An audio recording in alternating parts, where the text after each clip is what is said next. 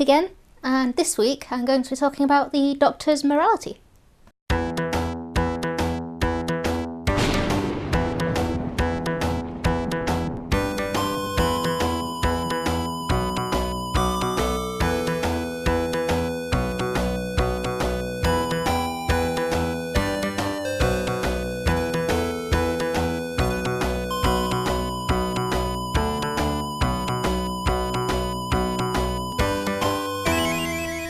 There's been a lot of talk about the Doctor's behaviour in recent episodes, centering around the fact that the Doctor's behaviour seems to be getting darker and that he's acting out of character. But is this really the case?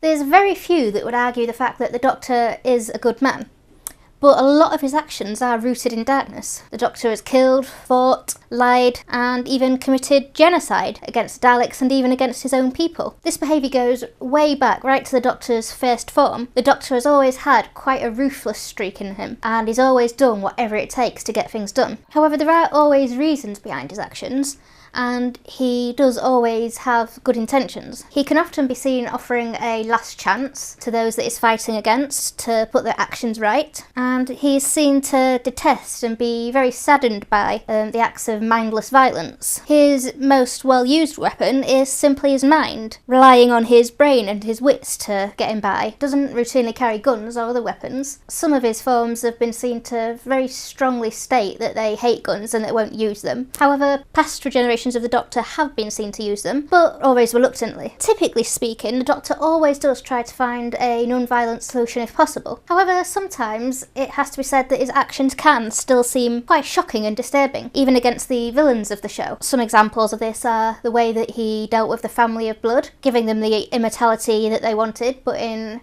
what's really rather a cruel way. The way he stood watching seemingly quite coldly as he drowned the children of the Rachnos, and more recently trapping Solomon in his own spaceship just before it was blown up by missiles. I mean, these are just a few examples of the Doctor's darker behaviour.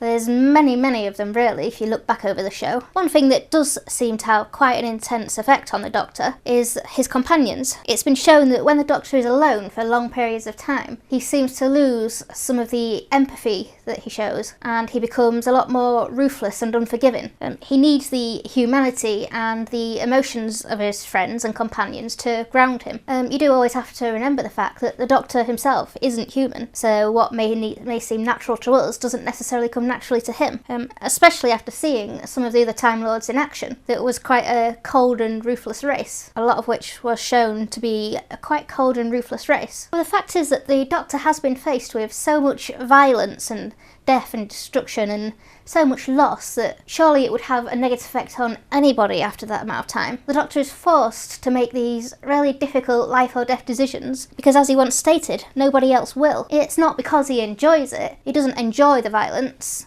and he certainly doesn't enjoy having to condemn people to death. In fact, it's very evident that he suffers greatly from his actions and is shown to carry around a lot of guilt and a really deep-rooted sense of sadness over it all. But I think maybe the Doctor needs to have that darker element within him in order to be able to do what he does. He really has no choice if he wants to continue to fight for what he believes in and protect those people that need protecting. Is it wrong to kill if it's going to save innocent lives? I think a quote that the Ninth Doctor made puts it quite well, where he states that it's a different morality.